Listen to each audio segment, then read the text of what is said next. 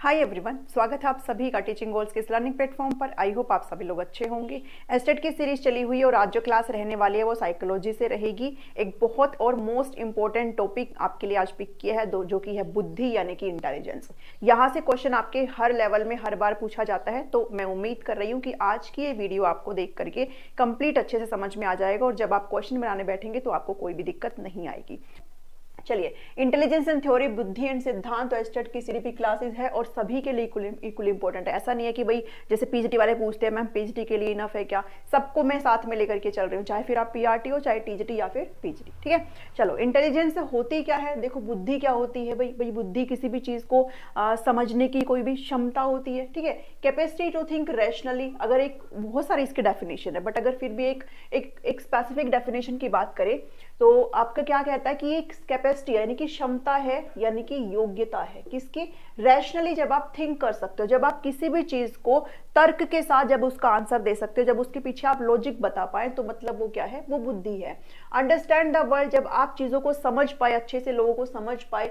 Adapt, ये एक बहुत ही अच्छा शब्द है, अडेप्टेशन। अडेप्टेशन मतलब अनुकूलन, जब आप पर्यावरण के अकॉर्डिंग खुद को ढाल लेते हैं। आपके सामने कोई भी समस्या है तो उस समस्या के प्रति आप उदास होकर के ना बैठे, बल्कि आप अपना कोई एक अल्टरनेट सॉल्यूशन ढूंढ अगर पा रहे हैं तो मतलब वो क्या है, वो आपकी बुद्धि है, वो ठीक है, वो इंटेलिजेंस है। और जब आप अपने अनुभवों से सीखते हैं तो वो भी क्या होती है, वो भी बुद्धि होती है। ठीक है, तो इंटेलिजेंस की बहुत सारी डेफिनेशन है बट आपको ये चीजें ध्यान में रख लिए, जब आप समझ सकते हो, जब आप रैशनली थिंक कर सकते हो, आप रीजन कर सकते हो, जब आप अपने अनुभवों से सीखते हो, ठीक है, तो वो सारी चीजें क्या होती है, वो इंटेलिजेंस होती है यानी कि बुद्धि होती है।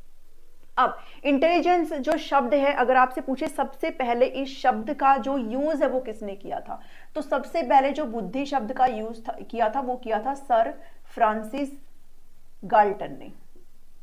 ठीक है, सर फ्रांसिस गाल्टन ने इसका इस्तेमाल किया था 1880 में। ठीक है, 1800 के दशक में इसका इस्तेमाल किया गया था। तो आप ध्यान में रखेंगे इन्होंने सबसे पहले इंटेलिजेंस शब्द का इस्तेमाल किया था। और इंटेलिजेंस जो है, इंटेलिगेरे एक शब्द है, लेटिन वर्ड है इंटेलिगेरे, इसको हिंदी में भी आप ऐसे ही लिख लेना। इसका मतलब होता है टू अंडरस्टैंड यानी कि समझना। टू अंडरस्टैंड का मतलब क्या होता है, समझना। ठीक है, जब आप अच्छे से समझ पाते हो कोई भी चीज को तो मतलब वो क्या कहलाती है, वो बुद्धि कहलाती है।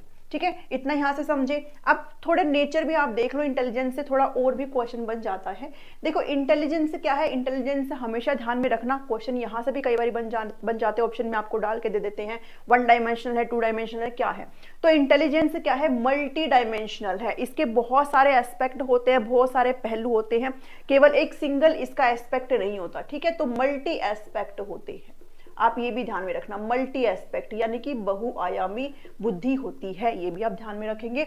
दूसरा, आपसे हेरिडिटी और एनवायरनमेंट से रिलेटेड पूछा जाता है तो हमेशा ध्यान में रखना, बुद्धि जो है, इंटेलिजेंस जो है, वो आपका दोनों का ही एक कॉम्प्लेक्स प्रोसेस है, एक जटिल प्रक्रिया है, आपकी अनुवांशिकता का भी और वातावरण का भी। क्योंकि जो बुद्धि है किसी भी इंडिविजुअल की, वो जो उसके ट्रेट्स जो उसने अपने पेरेंट्स से एक्वायर किए हैं उससे काफी प्रभावित होती है। साथ ही आपका जो वातावरण है, जिस एनवायरनमेंट में आप पल रहे हैं, जिस एनवायरनमेंट में जो सराउंडिंग आपका है, वो भी काफी असर डालता है आपकी इंटेलिजेंस पर।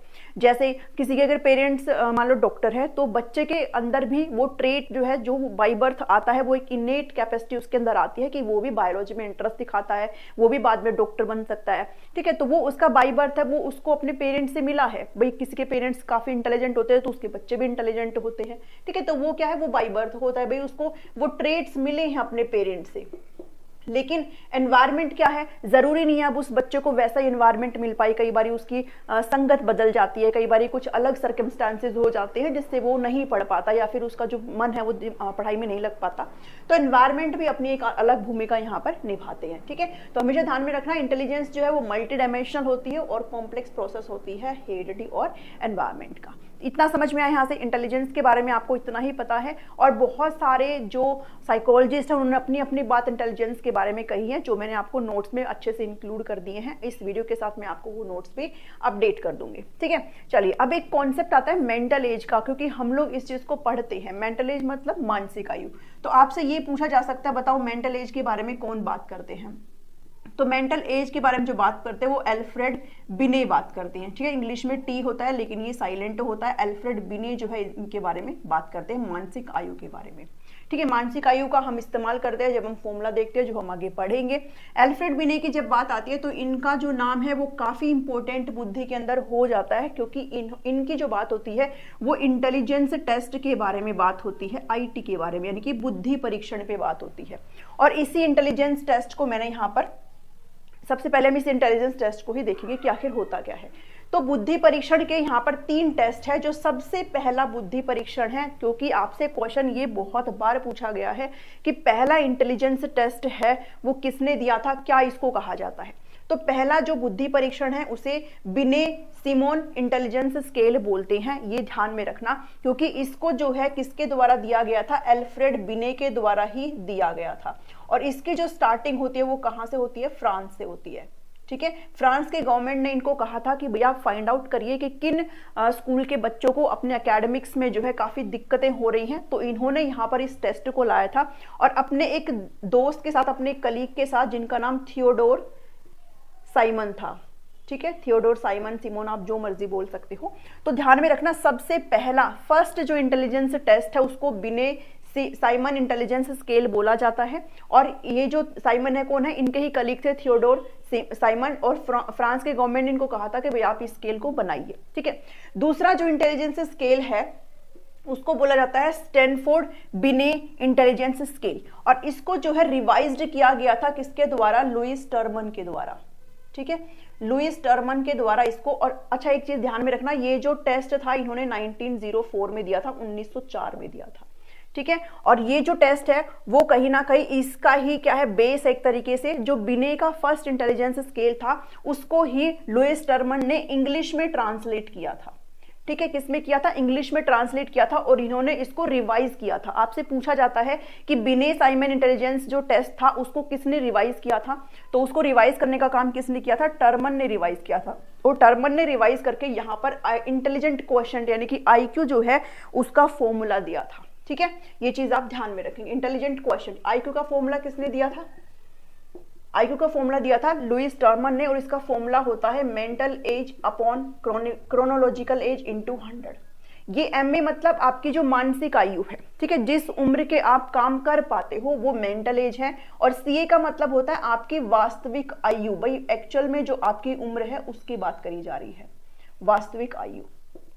तो अगर आपसे कोई पूछे भाई ये फॉर्मूला किसने दिया था आईक्यू का, एमए अपॉन सीए इंटू 100, तो आप बताएंगे ये फॉर्मूला किसने दिया था, लुइस टर्मन ने दिया था। ठीक है, कब दिया था, 1916 में दिया था, 1916 में दिया था। इतनी चीजें आपको पता होनी चाहिए। मेंटल एज के बारे में बात करते हैं अल्फ्रेड बिने, और अल्फ्रेड बिने ने ही पहला इंटेलिजेंस टेस्ट दिया था जिसको बिने साइमन इंटेलिजेंस स्केल बोलते हैं, जो कि 1904 में आया था।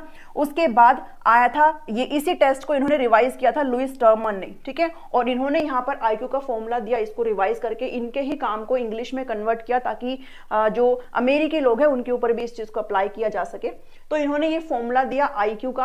अब आपसे एक जो चीज है वो और पूछी जाती है कि भाई आईक्यू के बारे में जो फॉर्मूला देने का काम है वो तो लुइस टर्मन ने कर दिया, लेकिन आईक्यू का जो कॉन्सेप्ट है वो किसने दिया था, तो वो आपका दिया था, किसने दिया था, एक सेकेंड, स्टर्न ने।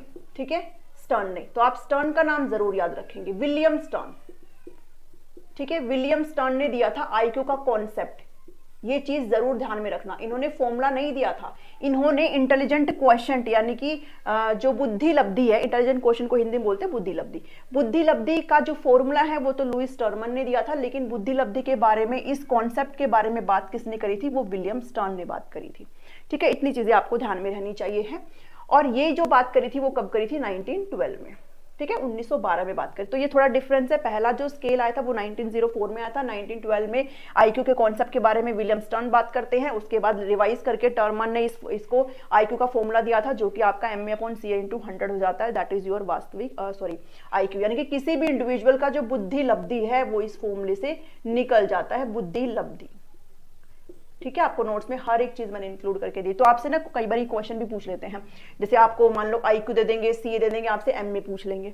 ठीक है, आपसे या फिर सीए पूछ लेंगे तो एमए और आईक्यू दे देंगे, तो आप वो फॉर्मूला में रख के आसानी से इस चीज को निकाल सकते हो। इतनी चीजें यहां से समझ में आ रही है। ठीक है, तो ये चीज ध्यान में रखना। उसके बाद जो तीसरा इंटेलिजेंट टेस्ट है उसको बोला जाता है WAIS, यानी कि वैशलर अडल्ट इंटेलिजेंस स्केल। इसको आप हिंदी में भी लिख सकते हो भाई, वैशलर अडल्ट इंटेलिजेंट स्केल। ठीक है, अब ये जो स्केल है, ये जो वैशलर थे, इन्होंने अपना ये तीसरा बुद्धि परीक्षण दिया था, ये इन दोनों से प्रभावित थे। ठीक है, दोनों के ही काम से प्रभावित थे। बट एक चीज ध्यान में रखना, इन्होंने जो स्केल दिया था वो किसके लिए दिया था? अडल्ट के लिए और अडोलेसेंस स्टेज के जो बच्चे हैं उनके लिए दिया था, यानी कि किशोरावस्था के जो बच्चे हैं उनके लिए, किशोरों के लिए और साथ ही वयस्क के लिए। ठीक है, ये चीज ध्यान में रखना। ठीक है, तो इनके अगर पूछा जाए भाई किन्होंने दिया था वयस्क के लिए, इंटेलिजेंस अडोलेसेंस स्टेज के बच्चों के लिए, तो वो वैशलर थे। बाकी ये दोनों चीजें आप अपने आप में ध्यान में रखेंगे। 1955 में ये वाला स्केल आया था। ठीक है, बस आपको इतना ही पढ़ने की यहाँ पर जरूरत है। और जब हम आईक्यू की बात करते हैं, जब हम बुद्धि लब्धि की बात करते हैं, तो हम इस टर्मन की जो ये टेबल आप यहाँ पर देख रहे हो, इस टेबल को आपने बहुत ही अच्छे तरीके से लर्न करके जाना है, बिकॉज यहाँ से आपका हर साल क्वेश्चन पूछा जाता है। जब मैंने एस्टेट दिया था तो यहाँ से आपका क्वेश्चन पूछा गया था, आई थिंक सेवर से पूछा गया था।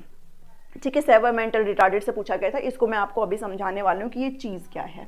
इतना आपने यहाँ पर सारी चीजें कर ली है। अब इस टेबल की तरफ चलते हैं। पहली चीज तो मैंने आपको ये बता दी कि आपको इस टेबल को बहुत ही अच्छे तरीके से क्या कर लेना है, बढ़िया तरीके से लर्न कर लो, चाहे कैसे भी कर लो। ठीक है, एक दो बार आप लिख के देखेंगे आपको लर्न हो जाएगा। बिकॉज और ये जितने भी टर्म आपको मैंने यहाँ पर लिखे है, इससे बाहर आपसे कुछ भी नहीं पूछा जाएगा, कुछ भी नहीं पूछा जाएगा इससे बाहर। और जितनी टर्म मैंने यहाँ पर लिखे ना, ये सारी आपको एक जगह इकट्ठी कहीं मिलेगी भी नहीं। ठीक है, चलो तो यहाँ पर क्या चीज होती है भाई, देखो नीचे से स्टार्ट, चलो ऊपर से स्टार्ट करते हैं। जिनका IQ 140 प्लस होता है उनको जीनियस स्टूडेंट से बोला जाता है, यानी कि ये वो बच्चे होते हैं जो बहुत ज्यादा क्रिएटिव होते हैं और अपनी उम्र से ज्यादा एक तरीके से काम करने की जो है क्षमता रखते हैं। ठीक है, जैसे मान लो अगर कोई 12 साल का बच्चा हो तो वो 15-16 साल तक के जो बच्चे का IQ है उतना जो दिमाग है उतना लेकर के चलते हैं बच्चे। तो 140 प्लस कितना, मतलब मोस्ट ज्यादा, बहुत ही प्रतिभाशाली बच्चे इनमें आ जाते हैं। उसके बाद 120 से 139 सुपीरियर होते हैं, श्रेष्ठ।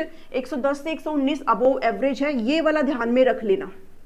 ठीक है, आपसे कई बार एवरेज पूछा जाता है, तो एवरेज होता है कितना, 90 से 109। एक दो अंक आगे पीछे हो सकते हैं, बट इतना ही चीजें आपको ध्यान में रखनी है, वो आप अकॉर्डिंग टू क्वेश्चन अच्छे से बना पाएंगे।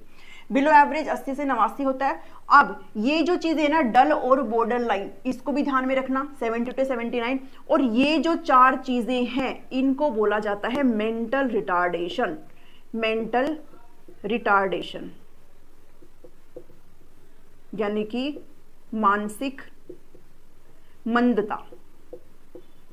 ठीक है, मानसिक मंदता IQ बोला जाता है इनको, जो कि कितने से कितने होता है, 0 से और 70 तक आप लगा लो। 0 से 70 तक की जो ये IQ स्टेज होती है उसको मेंटल रिटार्डेशन की स्टेज कहा जाता है। इस कैटेगरी के अंदर आने वाले जो बच्चे हैं वो कहीं ना कहीं थोड़े से लो होते हैं, उनको चीजें काफी देर में समझ में आती है। ठीक है, तो आपको इनके भी टाइप्स हैं, इनको अच्छे से समझ लेना। इतनी चीजें ध्यान में रखो, 0 से लेकर 60 तक मेंटल रिटार्डेशन IQ बोला जाता है। उसके बाद अब ये कैटेगरीज में डिवाइडेड है और आपसे क्वेश्चन कैटेगरीज में ही पूछे जाते हैं। ठीक है, जैसे आपसे पूछने जाएंगे, बताओ मेंटल प्रोफाउंड IQ कितना होता है। ठीक है, प्रोफाउंड मतलब गहन मंदता, इडियट मतलब जिनकी जड़ बुद्धि होती है, बिल्कुल ही ये जो होते हैं ना, ये इस पर्टिकुलर यहां से लेके यहां तक, यानी कि 0 से 24 IQ वाले मतलब ये कंप्लीटली अदर की केयर में होते हैं, ये खुद से कुछ भी नहीं कर सकते, इनका दिमाग बिल्कुल ही 0 लेवल का होता है और इनको काफी ज्यादा केयर की जरूरत होती है। ठीक है, ये बिल्कुल कंप्लीटली दूसरों पर डिपेंडेंट होते हैं। उसके बाद सेवर आते हैं, ये भी भाई डिपेंडेंट दूसरों पे होते हैं, बट थोड़ा बहुत ये फोकस कर पाते हैं, थोड़ा बहुत अपना ध्यान लगा पाते हैं, जो सेवर होते हैं। ठीक है, सेवर मेंटल रिटार्डेशन की जो स्टेज होती है वो 20 से 35 IQ की होती है। बहुत बार ये चीज आपसे पूछी गई है। उसके बाद इम्बिसिबल और मॉडर्न की जो मध्यम एक तरीके से मानसिक मंदता आप लगा सकते हो, वो आपको कहीं पर 35 से 50 लिखा मिलेगा, कहीं पर 25 से 50 लिखा मिलेगा। तो मैंने आपको दोनों ही लिख दिया यहाँ पर। ठीक है, जो भी आए आप मार्क कर देना। ठीक है, तो ये जो स्टेज होती है, इस स्टेज में बच्चा जो है पार्शली जो है एक तरीके से डिपेंड करता है दूसरों के ऊपर, मतलब थोड़ा बहुत वो खुद का कर सकता है बट कंप्लीट फॉर्म में नहीं कर सकता। ठीक है, उसके बाद फिर आता है माइल्ड, जिसको feeble mind, moron, slow learner कुछ भी आप बोल सकते हो। ये 50 से 69 होता है। इनका जो एकेडमिक परफॉर्मेंस होती है ना, वो लो होती है, यानी कि जो शैक्षिक ये जो प्रदर्शन करते हैं मतलब शिक्षा में जो प्रदर्शन करते हैं उनका लो रहता है। और स्कूल के स्टार्टिंग में पता नहीं चल पाता कि भाई ये जो बच्चे हैं वो मेंटल रिटार्डेशन की स्टेज के हैं। ठीक है, तो इनका पता नहीं लग पाता। तो आपको ये जो 4 पॉइंट है ना, इसे आपको अच्छे से समझ लेना है। ठीक है। बाकी ये चीजें भी आपको ध्यान में रखनी है, बट आपसे क्वेश्चन जनरली यहीं से पूछे जाते हैं। एक एवरेज का ध्यान में रख लेना, और अगर इनको अच्छे से याद कर पाओगे तो ये तो बहुत ही आसानी से हो जाएंगे। ये डल और बॉर्डर है, मतलब बॉर्डर पे है ये बच्चे, ठीक है, बिल्कुल बॉर्डर पे है। नीचे जाओगे तो बिल्कुल ही लेस हो जाएगा, ऊपर जाओगे तो थोड़ा थोड़ा इंप्रूव करते चले जाएंगे। तो बॉर्डर लाइन आपकी 70 से 89 है, ठीक है। तो आप इतना जरूर ध्यान में रखना। अब इतना आपने समझ में आ गया भाई इंटेलिजेंस क्या होती है, आईक्यू का कॉन्सेप्ट आपने समझ लिया। भाई आईक्यू का कॉन्सेप्ट मैं एक बार फिर से बता देती हूँ। आईक्यू का जो कॉन्सेप्ट है वो 1912 में स्टर्म ने दिया था, लेकिन 1960 में फॉर्मूला जो है टर्मन ने दिया था। अगर आपके पास ऑप्शन में टर्मन ना हो देन फिर आप स्टर्न के साथ जा सकते हो, लेकिन इतना जरूर ध्यान में रखना, ठीक है। और ये टेस्ट वगैरह ना ये भी आपसे बहुत बार पूछे जाते हैं। इस वीडियो में अभी इतना ही है। आई होप आपको ये चीजें समझ में आई है। नेक्स्ट वीडियो में हम इसकी जो थ्योरीज है उसको कवर करेंगे, और विद इन 2 और 3 वीडियो में आपको सारी थ्योरीज इस इंटेलिजेंस चैप्टर की अच्छे से करवा दूंगी। आपको बाहर कुछ भी इससे ज्यादा पढ़ने की जरूरत नहीं है। साथ ही आपको पीडीएफ भी अपडेट कर दी जाएगी इंटेलिजेंस टॉपिक की, ठीक है। अगर आपको अभी भी चाहिए है एक्सेस, बहुत सारे कैंडिडेट ने ले लिया तो आप ले सकते हो। 7419055279 पर व्हाट्सएप करके आप इन्फॉर्मेशन ले सकते हो। ये आपके लिए पेड नोट्स रहने वाले हैं, जो कि काफी सारे स्टूडेंट्स जो है ऑलरेडी अवेल कर चुके हैं। अगर आप भी करना चाहते हैं तो आप अभी अपनी तैयारी को बेहतर तरीके से करने के लिए नोट्स को अवेल कर सकते हैं। सारी जो प्लेलिस्ट है उनका लिंक आपको वीडियो के डिस्क्रिप्शन में मिल जाएगा। मिलती हूँ नेक्स्ट वीडियो में। Thank you, thanks for watching me.